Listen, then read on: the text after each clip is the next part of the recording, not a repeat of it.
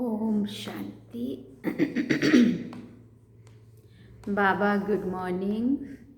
आज बाबा के 7 फरवरी 2025 के महावाक्य हैं।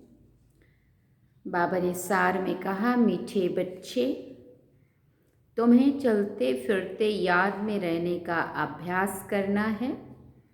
ज्ञान और योग यही मुख्य 2 चीज़ें हैं। योग माना याद। बाबा ने प्रश्न पूछा, अक्लमंद बच्चे कौन से बोल मुख से नहीं बोलेंगे? अक्लमंद माना होशियार। तो ऐसे बच्चे कौन से बोल मुख से नहीं बोलेंगे? बाबा ने उत्तर में कहा, हमें योग सिखाओ, ये बोल अक्लमंद बच्चे नहीं बोलेंगे। बाप को याद करना सिखाना होता है क्या? घर में मम्मी पापा को कैसे याद करना है, उसके लिए कोई होता है विशेष मंत्र या कोई गुरु या कुछ किसी से शिक्षा लेनी पड़े? तो बाबा ने कहा, ये पाठशाला है पढ़ने पढ़ाने के लिए, ऐसे नहीं कि याद करने के लिए कोई खास बैठना है। तुम्हें कर्म करते बाप को याद करने का अभ्यास करना है। ओम शांति। अब रूहानी बाप बैठ रूहानी बच्चों को समझाते हैं। बच्चे जानते हैं रूहानी बाप इस रथ द्वारा हमको समझा रहे हैं। इस रथ द्वारा हमको समझा रहे हैं। अब जबकि बच्चे हैं तो बाप को व किसी बहन व भाई को कहना कि मुझे बाबा को याद करना सिखाओ, ये तो रॉन्ग हो जाता है। तुम कोई छोटी बच्चियां तो नहीं हो ना? ये तो जानते हो मुख्य है रूह, वो तो अविनाशी है। शरीर है विनाशी, बड़ा तो रूह हुआ ना। अज्ञान काल में ये ज्ञान किसी को भी नहीं रहता है कि हम आत्मा है। शरीर द्वारा बोलते हैं, देह अभिमान में आकर ही बोलते हैं, मैं ये करता हूँ, मैं ये करता हूँ। आत्मा का तो ज्ञान नहीं है ना। अभी तुम देही अभिमानी बने हो।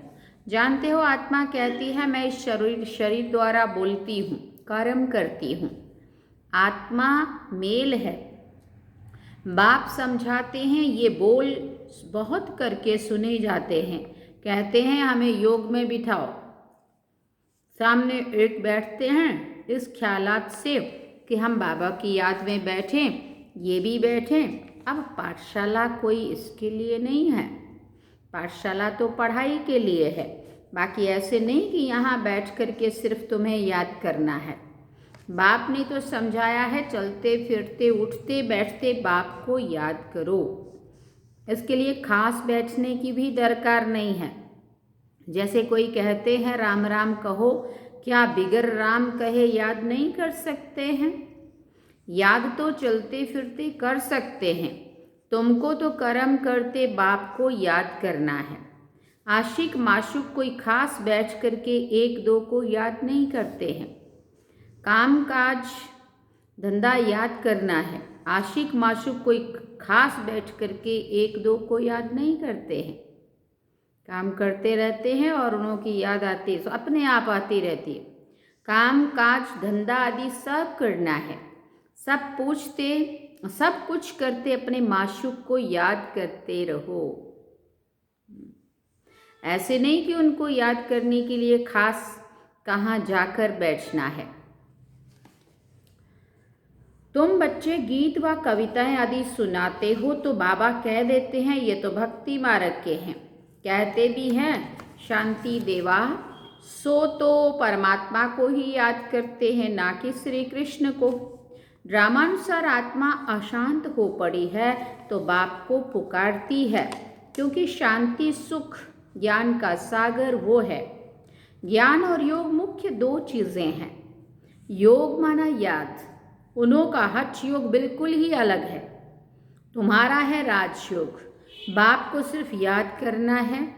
बाप द्वारा तुम बाप को जानने से सृष्टि के आदि मध्य अंत को जान गए हो। तुमको सबसे बड़ी खुशी तो ये है, कौन सी है सबसे बड़ी खुशी? ये हमको भगवान पढ़ाते हैं, है ना खुशी?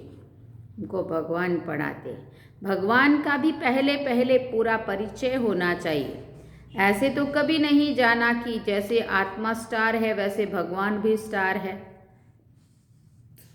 वो भी आत्मा है, परंतु उनको परम आत्मा सुप्रीम सोल कहा जाता है। वो कभी पुनर्जन्म तो लेते नहीं है। ऐसे नहीं कि वो जन्म मरण में आते हैं, नहीं, पुनर्जन्म नहीं लेते हैं। खुद आकर समझाते हैं कि मैं कैसे आता हूँ। त्रिमूर्ति का गायन भी भारत में है। त्रिमूर्ति ब्रह्मा विष्णु शंकर का चित्र भी दिखाते हैं। शिव परमात्माए नमः कहते हैं। हाँ, कहते हैं ना, उस ऊंचते ऊंच बाप को भूल गए हैं, सिर्फ त्रिमूर्ति का चित्र दे दिया है। ऊपर में शिव तो जरूर होना चाहिए, जिससे ये समझें कि इनका रचयिता शिव है ना। त्रिमूर्ति ब्रह्मा कह देते ना लोग, बाकी त्रिमूर्ति शिव है, तो ऊपर में बाबा के लिए शिव भी जरूर होना चाहिए, जिससे लोग ये समझें कि इन तीनों को रचने वाला शिव बाबा है। रचना से कभी वर्षा नहीं मिल सकता। तुम जानते हो ब्रह्मा से कुछ भी वर्षा नहीं मिलता। विष्णु को तो हीरे जवाहरों का ताज है ना।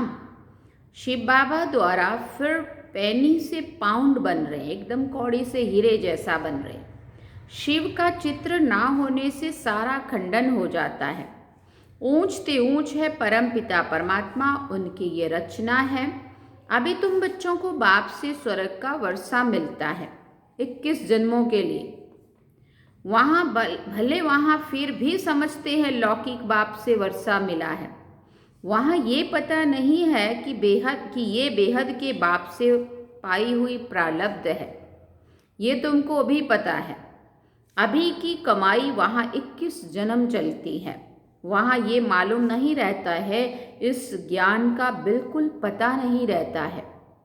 ये ज्ञान न देवताओं में है न शूद्रों में है। ये ज्ञान है ही तुम ब्राह्मण बच्चों में। ये है रूहानी ज्ञान। स्पिरिचुअल का अर्थ भी नहीं जानते हैं। डॉक्टर ऑफ फिलॉसफी कहते हैं, डॉक्टर ऑफ स्पिरिचुअल नॉलेज एक बाप ही है। बाप को सर्जन भी कहा जाता है ना। साधु सन्यासी आदि कोई सर्जन थोड़ी हैं। वेद शास्त्र आदि पढ़ने वालों को डॉक्टर थोड़ी कहेंगे। भले टाइटल भी दे देते हैं, परंतु वास्तव में रूहानी सर्जन है एक बाप। जो रूह को इंजेक्शन लगाते हैं वह है भक्ति। उनको कहना चाहिए डॉक्टर ऑफ भक्ति ही, अथवा शास्त्रों का ज्ञान देते हैं। उनसे फायदा कुछ भी नहीं होता है, नीचे ही गिरते जाते हैं, तो उनको डॉक्टर कैसे कहेंगे। डॉक्टर्स तो फायदा पहुंचाते हैं ना। ये बाप तो है अविनाशी ज्ञान सर्जन। योग बल से तुम एवर हेल्दी बनते हो, ये तो तुम बच्चे ही जानते हो, बाहर वाले क्या जाने। उनको अविनाशी सर्जन कहा जाता है। आत्माओं में जो विकारों की खाद पड़ी है उसे निकालना, पतित को पावन बनाकर सद्गति देना, ये बाप में शक्ति है। ऑलमाइटी पतित पावन एक फादर है। ऑलमाइटी कोई मनुष्य को नहीं कह सकते हैं, तो बाप कौन सी शक्ति दिखाते हैं। सर्व को अपनी शक्ति से सद्गति दे देते हैं। उनको कहेंगे doctor of spiritual knowledge, doctor of philosophy. ये तो ढेर के ढेर मनुष्य हैं, स्पिरिचुअल डॉक्टर एक है। तो अब बाप कहते हैं अपने को आत्मा समझ और क्या करना है, मुझ बाप को याद करो और पवित्र बनो। मैं आया ही हूँ पवित्र दुनिया स्थापन करने। फिर तुम पतित क्यों बनते हो। पावन बनो, पतित मत बनो। सभी आत्माओं को बाप का डायरेक्शन है, गृहस्थ व्यवहार में रहते कमल फूल समान पवित्र रहो। बाल ब्रह्मचारी बनो तो फिर पवित्र दुनिया के मालिक बन जाएंगे। इतने जन्म जो पाप किए हैं, अब मुझे याद करने से क्या होगा, बाबा को याद करने से क्या होगा? पाप भस्म हो जाएंगे। मूल वतन में पवित्र आत्माएं ही रहती हैं, पतित कोई जा नहीं सकते हैं। बुद्धि में ये तो याद रखना ही है, बाबा हमको पढ़ाते हैं। क्या याद रखना है? बाबा हमको पढ़ाते हैं, भगवान हमको पढ़ाते हैं। स्टूडेंट ऐसे कहेंगे क्या कि हमको टीचर की याद सिखाओ? कहना पड़ता है स्कूलों में बच्चों को। याद सिखाने की क्या दरकार है? यहाँ संदली पर कोई ना बैठे तो भी कोई हर्जा नहीं है। अपने बाप को याद करना है। तुम सारा दिन धंधे धोरी आदि में रहते हो तो भूल जाते हो, इसलिए यहाँ बिठाया जाता है। ये 10-15 मिनट भी याद करें। तुम बच्चों को तो कामकाज करते याद में रहने की आदत डालनी है। आधा कल्प के बाद माशूक मिलता है। अब कहते हैं मुझे याद करो तो तुम्हारी आत्मा से खाद निकल जाएगी और तुम विश्व के मालिक बन जाएंगे। तो क्यों नहीं याद करना चाहिए? स्त्री का जब हथियाला बांधते हैं तो उनको कहते हैं पति तुम्हारा गुरु ईश्वर सब कुछ है, परंतु वो तो फिर भी मित्र संबंधी गुरु आदि बहुतों को याद करती है। वो तो देहधारी की याद हो गई। ये तो पतियों का पति है, उनको याद करना है। कोई कहते हैं हमको निष्ठा में बिठाओ, परंतु इससे क्या होगा? 10 मिनट यहाँ बैठते हैं तो भी ऐसे मत समझो कि कोई एक रस होकर बैठते हैं। भक्ति मार्ग में किसी की पूजा करने बैठते हैं तो भी बुद्धि बहुत भटकती रहती है।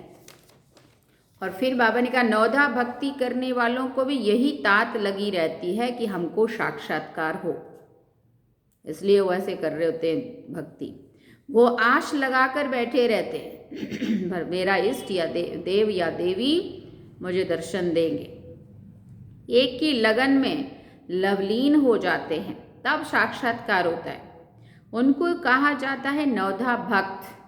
वो भक्ति ऐसी है जैसे आशिक माशूक, खाते पीते बुद्धि में याद रहती है।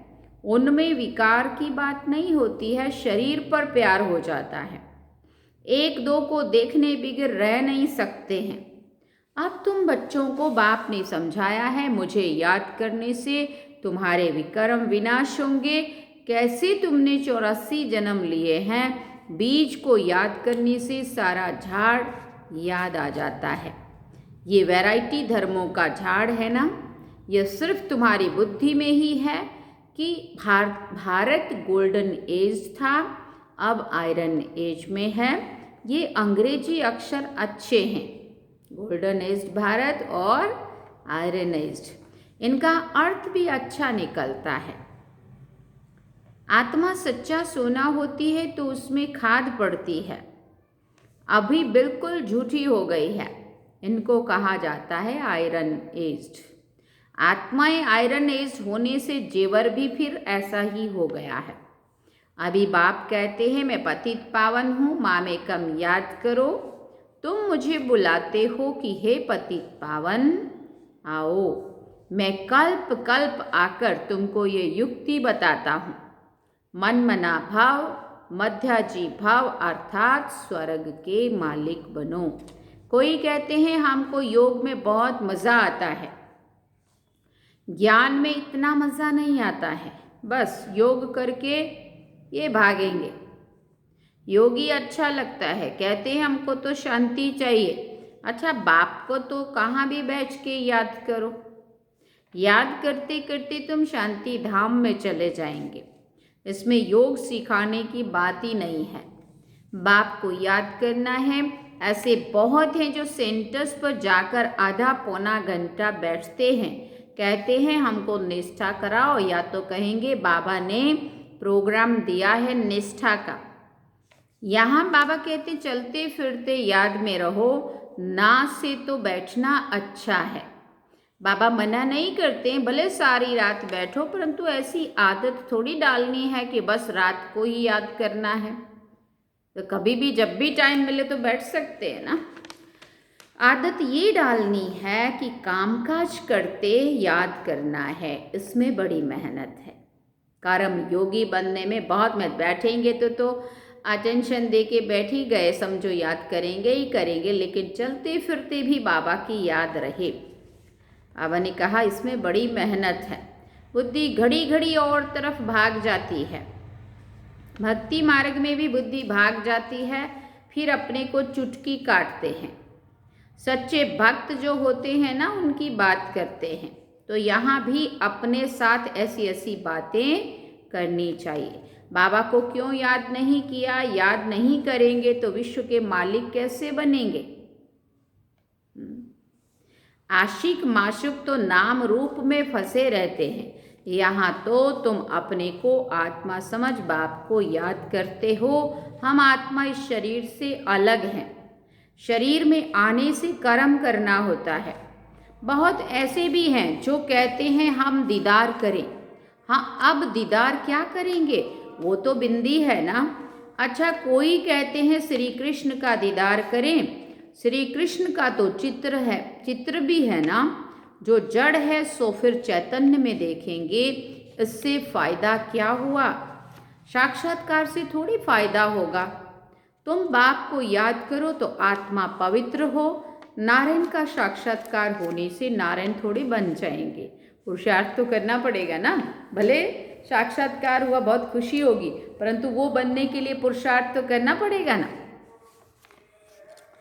तुम जानते हो हमारी एम ऑब्जेक्ट है ही लक्ष्मी नारायण बनने की, परंतु पढ़ने बिगड़ थोड़ी बनेंगे।